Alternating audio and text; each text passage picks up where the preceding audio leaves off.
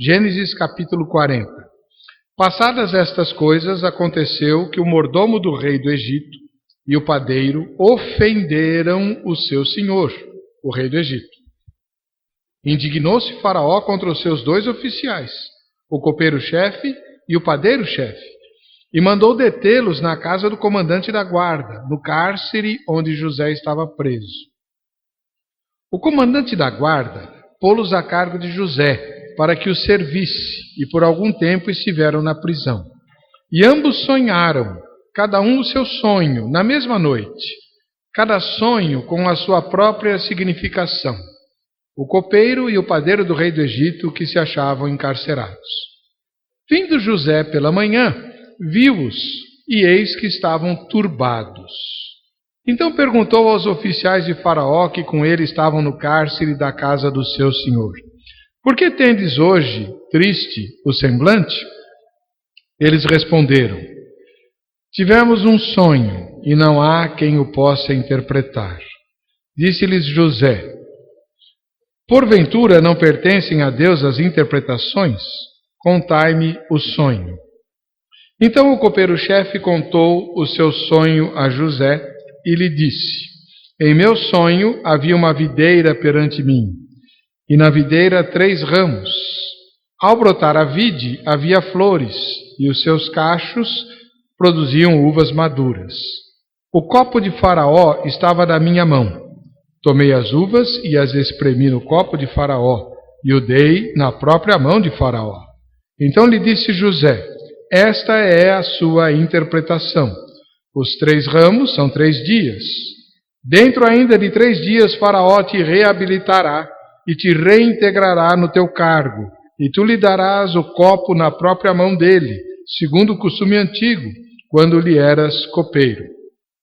Porém, lembra-te de mim quando tudo te correr bem, e rogo-te que sejas bondoso para comigo e faças menção de mim a Faraó e me faças sair desta casa. Porque de fato fui roubado da terra dos hebreus, e aqui nada fiz para que me pusessem nesta masmorra. Vendo o padeiro-chefe que a interpretação era boa, disse a José: eu também sonhei, e eis que 3 cestos de pão alvo me estavam sobre a cabeça, e no cesto mais alto havia de todos os manjares de Faraó, arte de padeiro, e as aves os comiam do cesto na minha cabeça. Então lhe disse José: a interpretação é esta: os 3 cestos são 3 dias. Dentro ainda de 3 dias Faraó te tirará fora a cabeça, e te pendurará no madeiro, e as aves te comerão as carnes. No 3º dia, que era aniversário de nascimento de Faraó, deu este um banquete a todos os seus servos, e, no meio destes, reabilitou o copeiro-chefe e condenou o padeiro-chefe. Ao copeiro-chefe reintegrou no seu cargo, no qual dava o copo na mão de Faraó, mas ao padeiro-chefe enforcou, como José havia interpretado. O copeiro-chefe, todavia, não se lembrou de José, porém dele se esqueceu.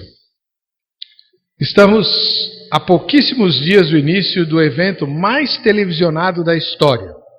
Não sei se você sabe, mas a Copa do Mundo é historicamente o evento mais assistido do planeta, transmitido pela televisão e que desperta a atenção do maior número de pessoas no mundo. Isso já há bastante tempo. Isso também nos faz lembrar, 4 anos atrás, a Copa foi aqui no Brasil, né? Muita gente achava que a gente não ia ter condições, fizemos até um papel bonito na abertura da Copa.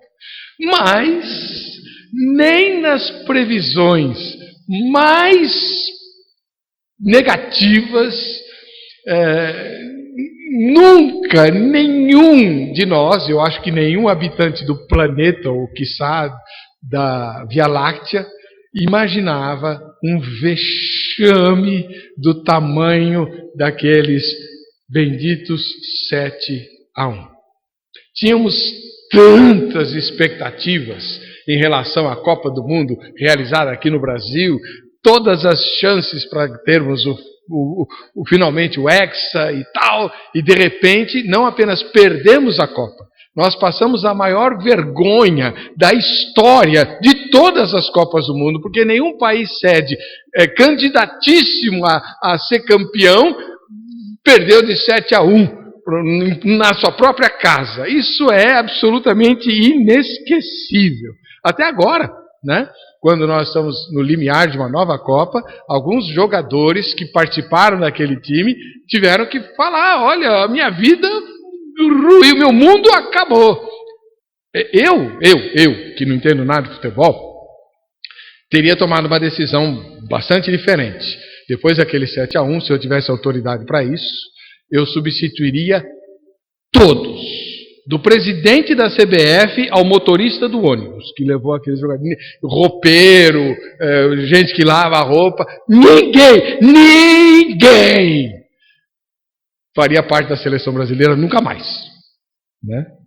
Mas como eu não tenho voz nem vez, tem até alguns jogadores que eu espero que saiam muito bem dessa vez, depois daquele bendito 7-1.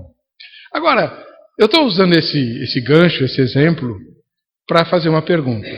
Como a gente deve agir quando a nossa expectativa se frustra? Como é que a gente deve agir quando aquilo que a gente espera não acontece e aquilo que a gente jamais imaginou acontece? Nós estamos diante de uma narrativa em que 3 posturas diferentes são assumidas aqui, né? E que vão nos ajudar a entender. Por exemplo, eu fico olhando para o mundo e eu pergunto: por que há tanta gente avessa ao Evangelho, não quer saber do Evangelho, mas todo mundo considera Jesus uma ótima figura? Ninguém critica Jesus, todo mundo acha Jesus o modelo de virtude para tudo, mas ninguém quer saber do Evangelho. A maioria não quer saber do Evangelho. Eu entendo isso, né? A única explicação que eu encontro é que quando as pessoas se envolvem com o Evangelho, percebem que as exigências que o Evangelho traz contrariam os seus interesses, né? E isso faz com que elas se afastem. 3 pessoas estão nessa história que lemos e há nelas 3 reações. Como será a nossa reação diante do inesperado, daquilo que a gente jamais imaginou que pudesse acontecer e que de repente acontece? A primeira personagem é óbvia, José, que a gente conhece muito bem, José do Egito, né? Engraçado, ninguém fala José filho de Jacó, né? Todo mundo fala José do Egito. Ele não era egípcio, ele era hebreu, né? Mas José foi vítima de 3 tragédias, de 3 armações, 3 armadilhas, 3 injustiças medonhas. 3. Primeira delas, os irmãos dele, os próprios irmãos dele, tentaram matá-lo. Se você lembrar da história, ele foi levar um recado do pai para os irmãos que o odiavam, tinham lá seus motivos, né? Quer dizer, há explicações para o ódio dos irmãos, motivo não, né? Mas enfim, eles odiavam a José e quiseram matar José, jogaram ele num poço, numa cisterna seca lá, né?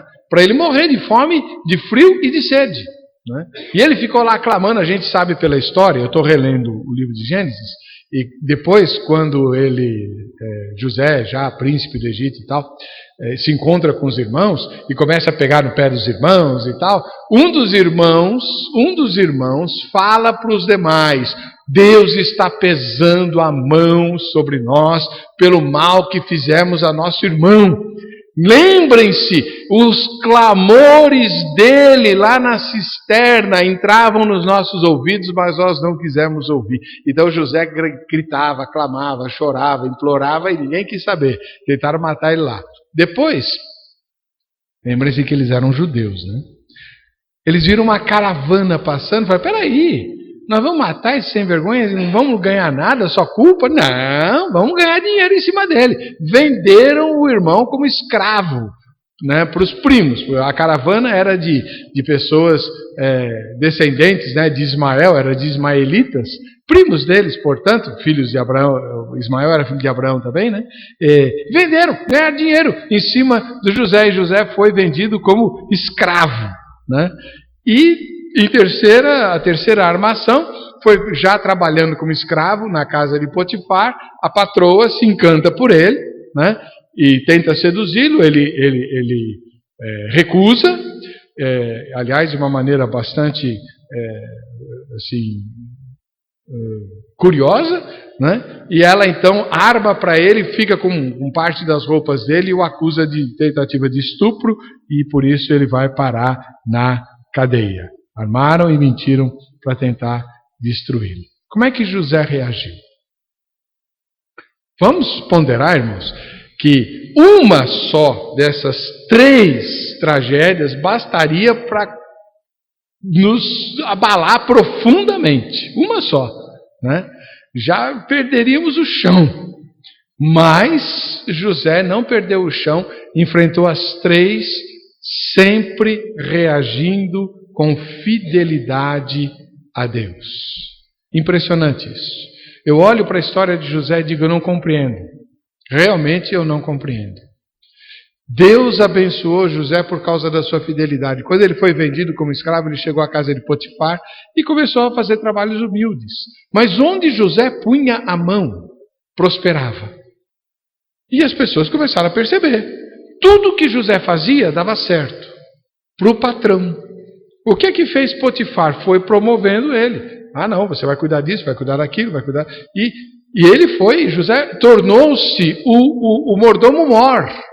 Ele, abaixo de Potifar, mandava em tudo, tomava conta de todos os seus negócios. A Bíblia diz que Potifar já nem se importava mais de fiscalizar as coisas. Tamanha era a capacidade de José para fazer tudo prosperar. Ele estava felicíssimo. José só conseguiu essa bênção porque ele permaneceu fiel a Deus, apesar de ter sido traído pelos irmãos e vendido como escravo. Apesar de ser escravo de Potifar, ele fazia o melhor pelo seu senhor.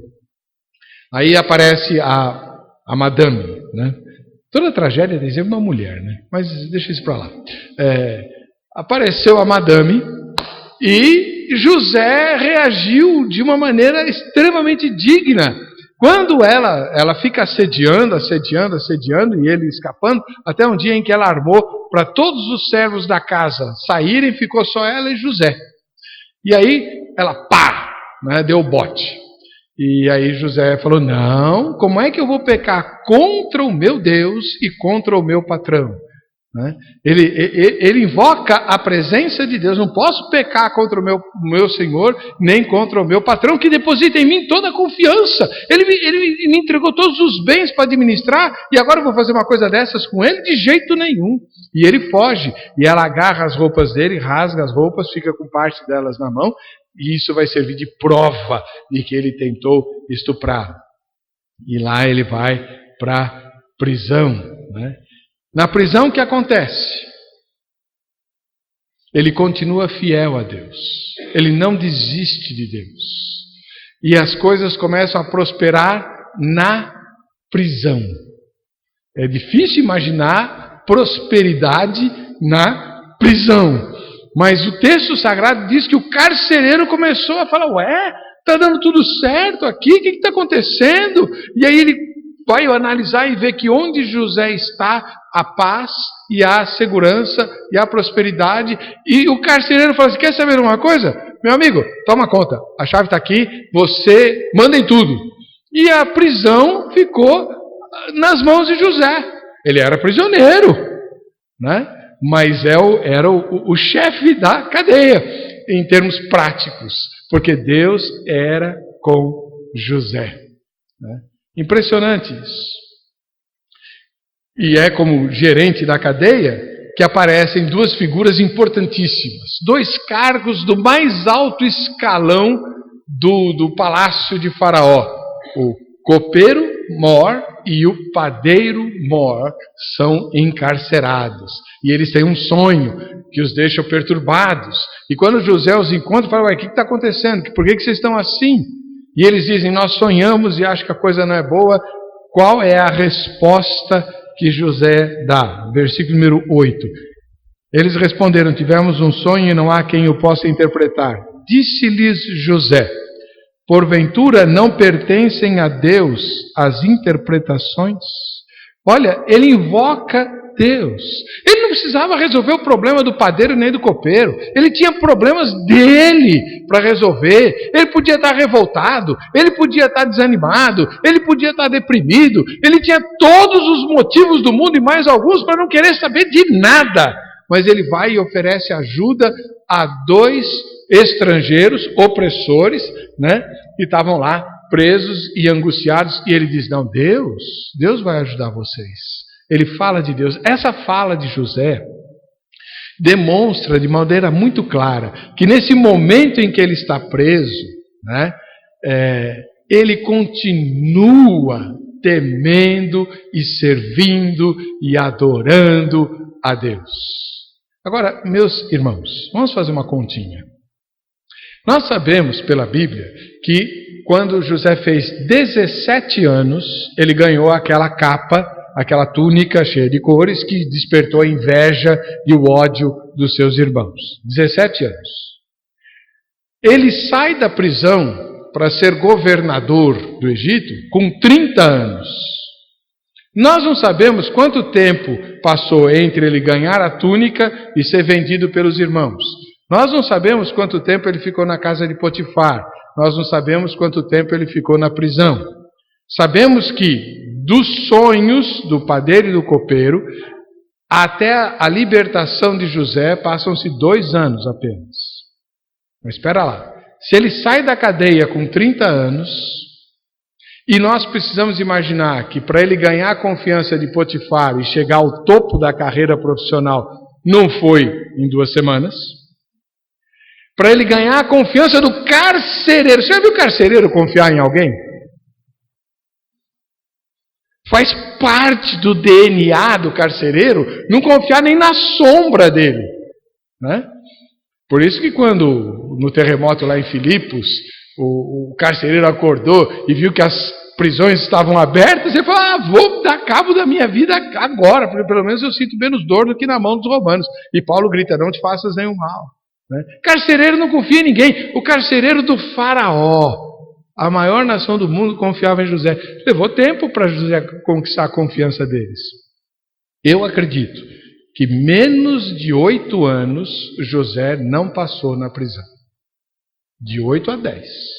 E olhe lá. José ficou um bocado de tempo na cadeia.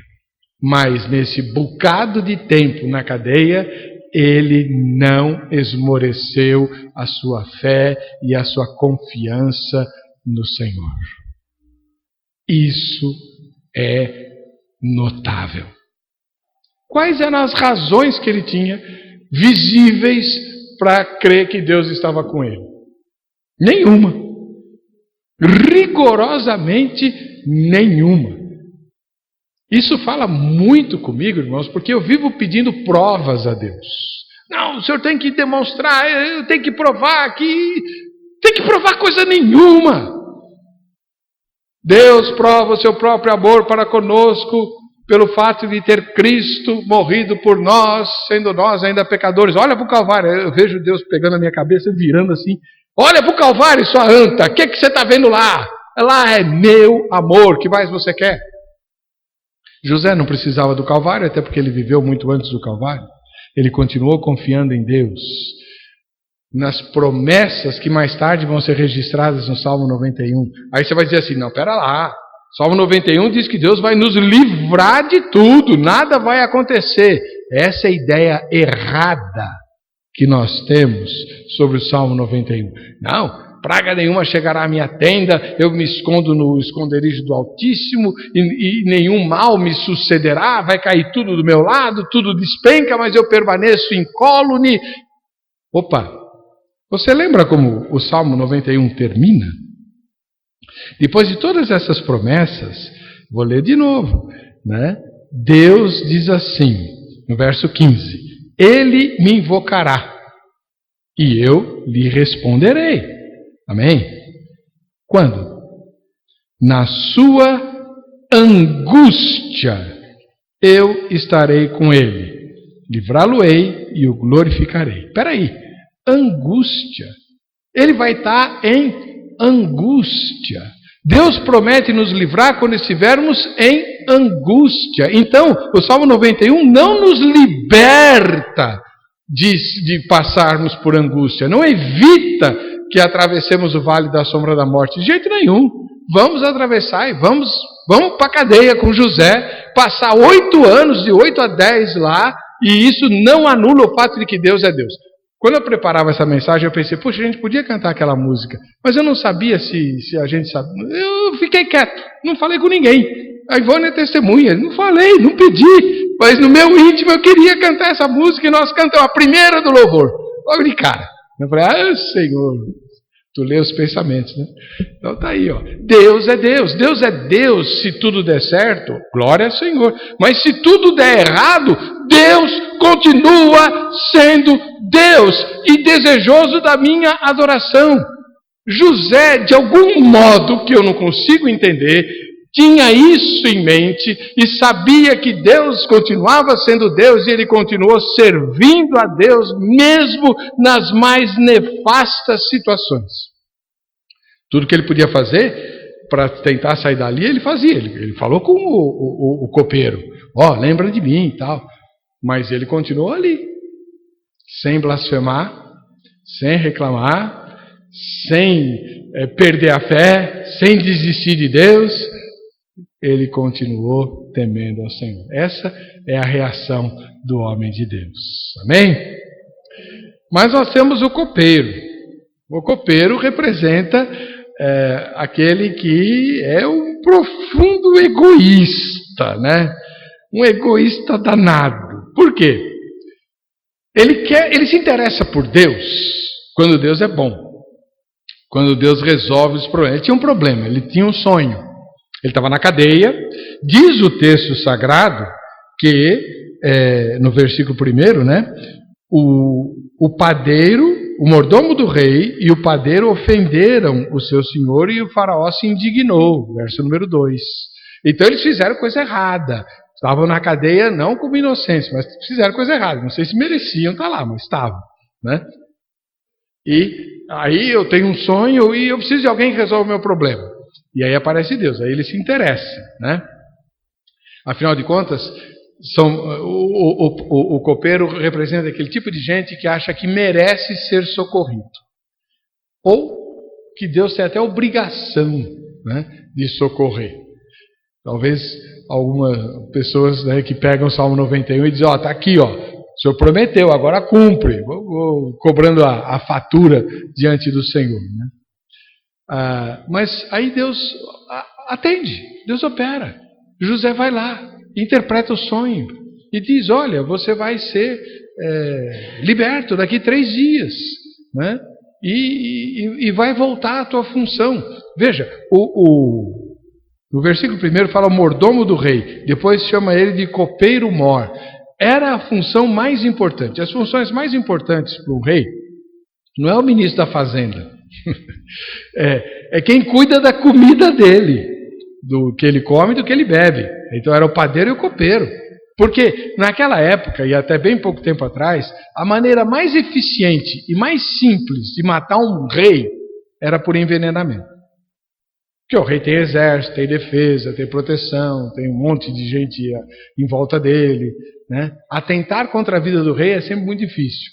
A maneira menos difícil é envenenar. Tanto é que era o meio mais usado, né? Por isso, o copeiro e o padeiro eram pessoas da mais absoluta confiança do monarca. Tinha que ser, né? E o copeiro estava lá, na cadeia. E José diz, você vai ser solto, você vai ser liberto, né? E como é que ele reage? Ele reage com a maior ingratidão. Olha, pensa comigo.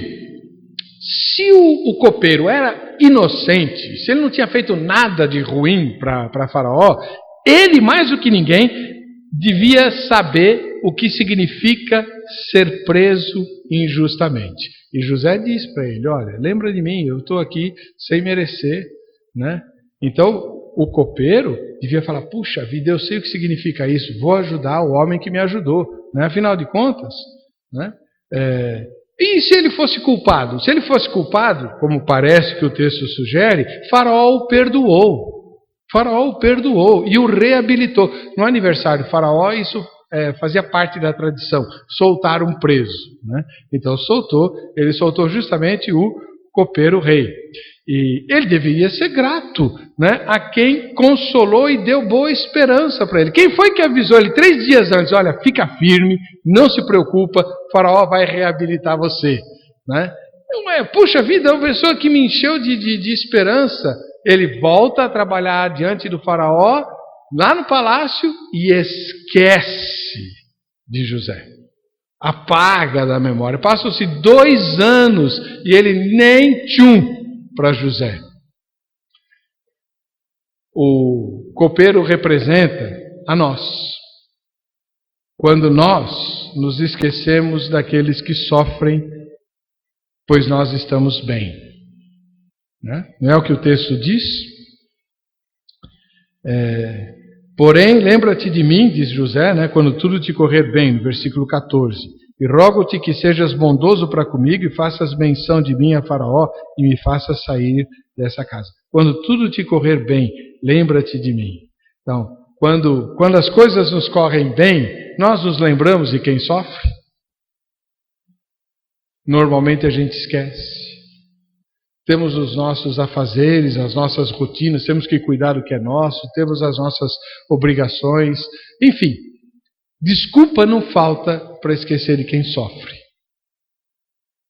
Mas sabe, o Senhor Jesus, falando do juízo final, disse: eu vou separar os salvos dos perdidos e vou dizer aos 2 grupos a mesma coisa.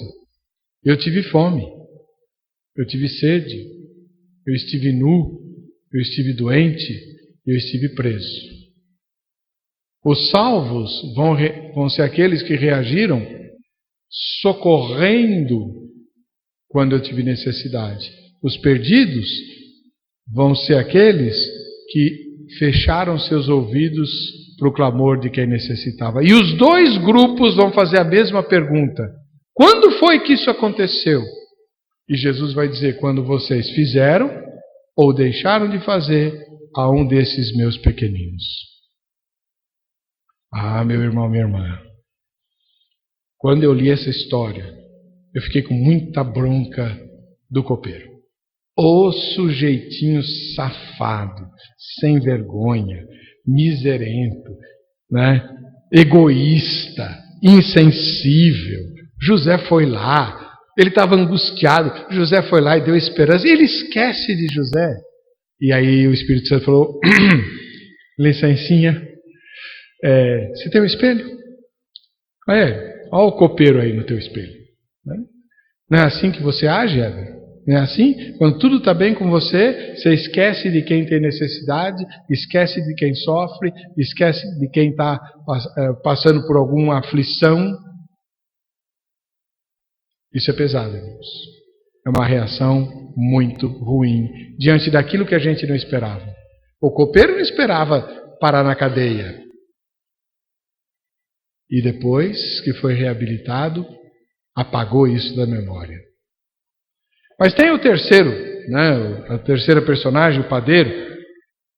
O padeiro é curioso, meus irmãos. Ele estava muito ressabiado e turbado. Versículo 7, né, quando José os encontra, verso 6. Vindo José pela manhã, viu-os e eis que estavam turbados. Depois pergunta: por que tendes hoje triste o semblante? Né? E aí eles respondem: tivemos um sonho.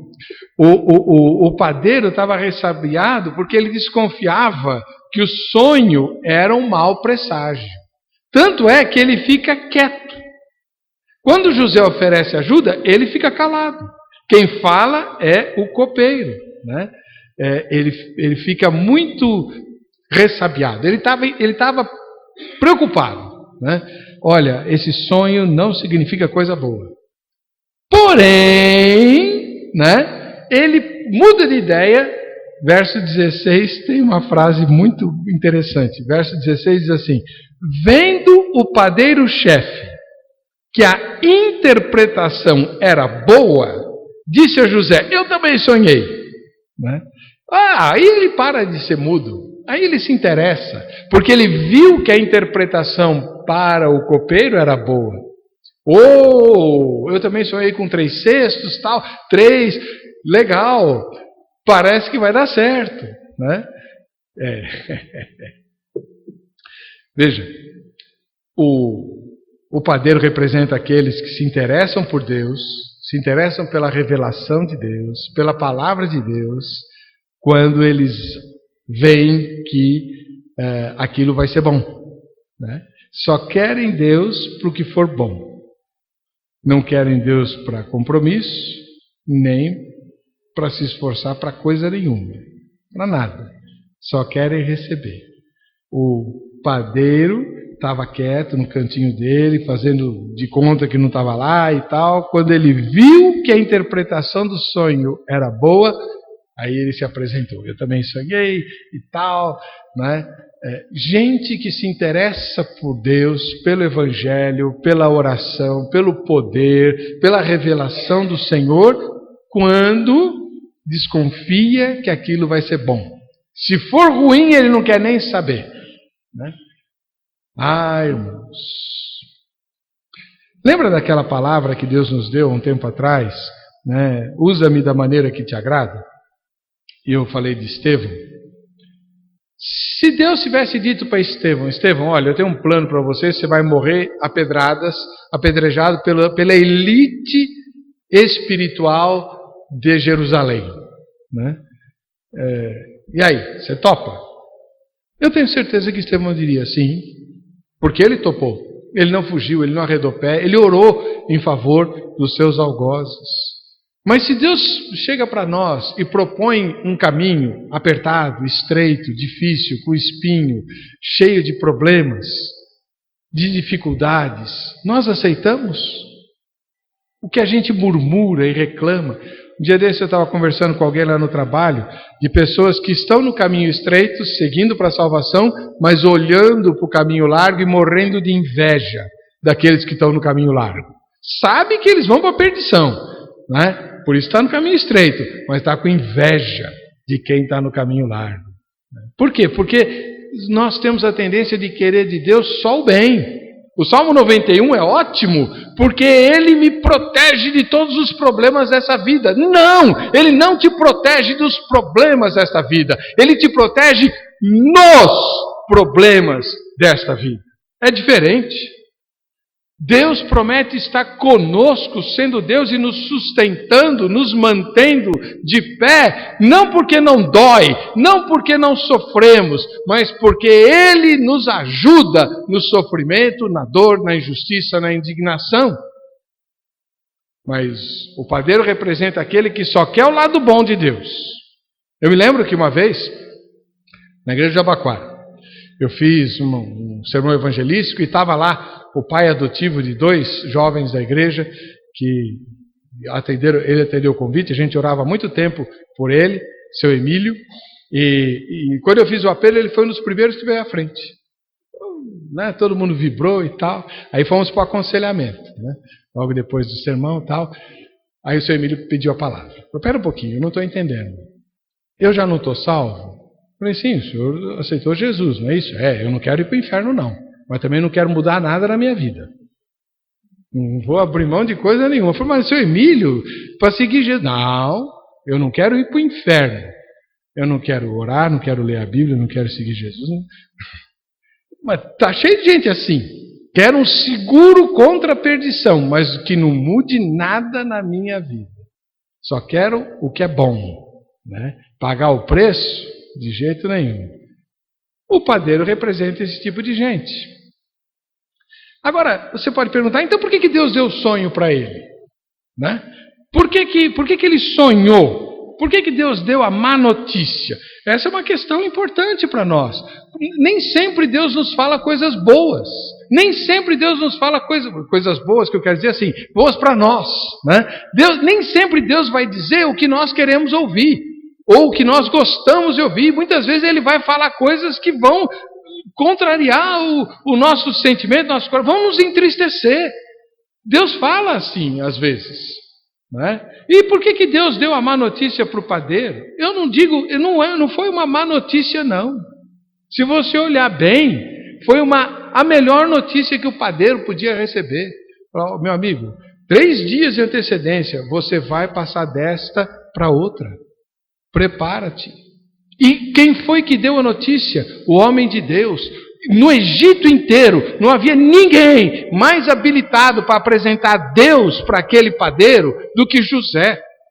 Deus deu a chance para o padeiro de, olha, põe tua vida em ordem. No palácio você não volta mais, mas você vai sair dessa vida e ela continua na eternidade. Inclusive os egípcios creem na vida eterna, não é? Por isso que eles mumificavam tal, as pessoas. Pois bem, você vai continuar. Agora, você quer o Deus verdadeiro, aquele que revela os sonhos, aquele que mostra os segredos do coração? Eu vou te apresentar. Então, a notícia que o padeiro recebeu era ruim em termos humanos, mas em termos espirituais é a melhor notícia que tem. Eu gostaria de ser avisado, não precisa ser 3 dias antes, mas 3 horas antes já basta. Ó, Heber, põe as coisas em ordem porque daqui 3 horas, tchuf, né? Claro, lógico. Eu sei que a vida não é só isso aqui, pelo contrário, a gente se envolve demais com as coisas que aqui vão ficar. Será que nós estamos entesourando para a eternidade, como disse Jesus?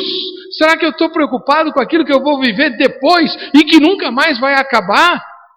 Se eu puder ser avisado antes de quando é a minha passagem, amém!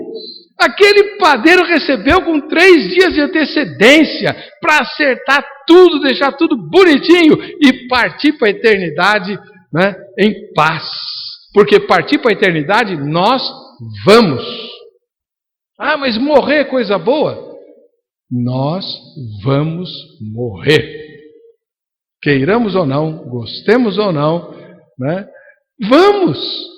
Então, se eu puder saber quando, ótimo, porque aí eu já deixo tudo bonitinho, certinho. Pois é. Como é que nós reagimos, né, diante das injustiças? Como é que nós reagimos diante do sofrimento? Os 3 naquela prisão estavam sofrendo. Os 3. José, o copeiro e o padeiro. Como é que nós reagimos diante da graça? O copeiro recebeu a graça de Deus. Você vai ser reabilitado, né? Me ajuda lá. Como é que nós reagimos diante da morte? O padeiro morreu, ia morrer. Como nós reagimos diante da morte, da nossa morte? Que nós não sejamos ingratos, que nós não sejamos como o padeiro, interessados pelas coisas espirituais, só quando elas nos parecem boas. Quando Paulo escreve a Timóteo, no capítulo número 4, versículo número 8, ele diz: a piedade para tudo é proveitosa. Piedade é uma palavra antiga que a gente podia trocar por espiritualidade, vida de fé, vida com Deus. A vida com Deus para tudo é proveitosa. E Paulo acrescenta, sabe por quê? Porque ela não se limita a esta existência, mas ela perpassa para a eternidade. Nós somos eternos. Essa realidade que nós conhecemos e vivemos vai acabar, mais dia menos dia. Ou nós acabamos, ou a realidade acaba. Ela não é eterna. Estamos prontos? Depende. Como é que nós reagimos diante das injustiças, do sofrimento, da graça e da morte? Pense nisso, que Deus nos abençoe.